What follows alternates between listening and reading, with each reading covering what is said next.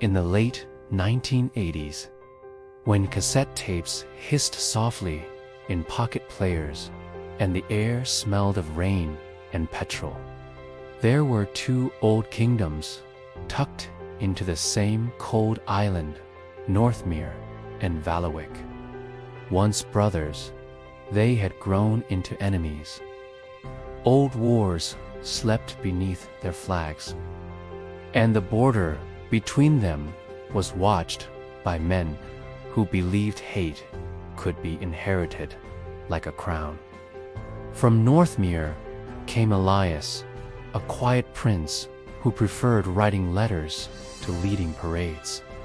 From Valawick came Mara, a princess with wind-tangled hair and a laugh that broke rules without asking permission. Their kingdoms taught them the same lesson in different words: never trust the other side. They met by accident, as all dangerous miracles do. A storm had torn across the moors one evening, and Mara's car borrowed, forbidden died near the old border bridge. Elias, riding his motorcycle home from the coast, stopped when he saw the hazard lights blinking like a small, frightened heart. He offered help without asking her name. She accepted without asking his. Rain stitched the night together while they worked, hands brushing, breath fogging the same cold air. When the engine finally turned over, they laughed, surprised by how easy it felt to laugh together. They didn't say who they were. They only said where the road led. After that, they found each other again, always by chance, always by choice. They met at a riverside cafe that played love songs from a radio older than both of them. They shared chips, stories, silence.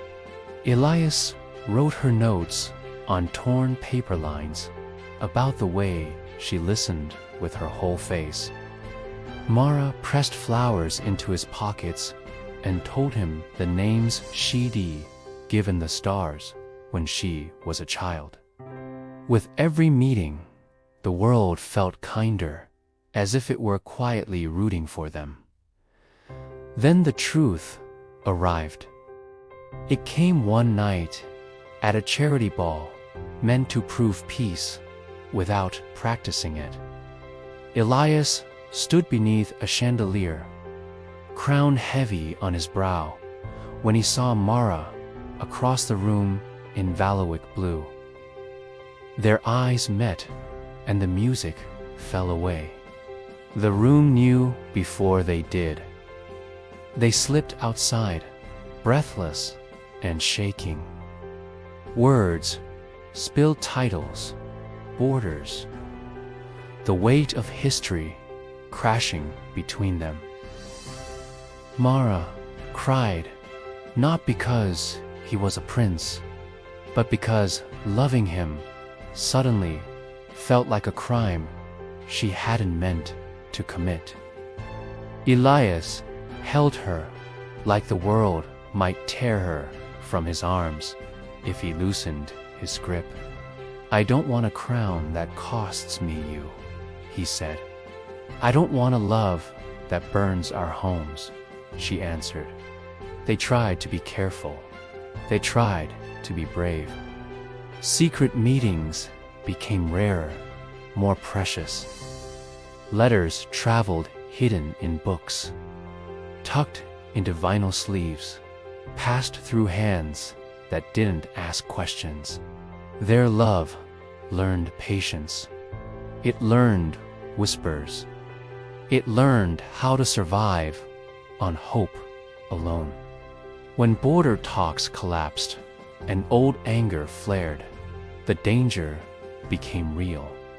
Guards doubled. Rumors sharpened. One night, as fog swallowed the bridge where they first met. Elias and Mara stood facing each other with a sound of boots in the distance. Choose, the night seemed to say. They chose each other, but not the way anyone expected. At dawn, Elias stood before his council and spoke without notes. He told the truth about fear and inheritance, about a future that couldn't be built on graves. Across the border, Mara did the same. Their words were not gentle. They were honest. And honesty, it turned out, was harder to fight than swords. Peace did not come quickly. It never does. But something shifted. Meetings resumed. Flags lowered. The bridge reopened. Years later, when the radio played an old song and the rain came soft instead of sharp, Elias and Mara walked the border as equals. No secrets, no guards between them. Just two hands clasped, a love that had learned how to stand in the open. The kingdoms did not change because of treaties alone. They changed because two hearts refused to believe that hate was destiny and proved that even in a world built on old enemies, love could still choose the future.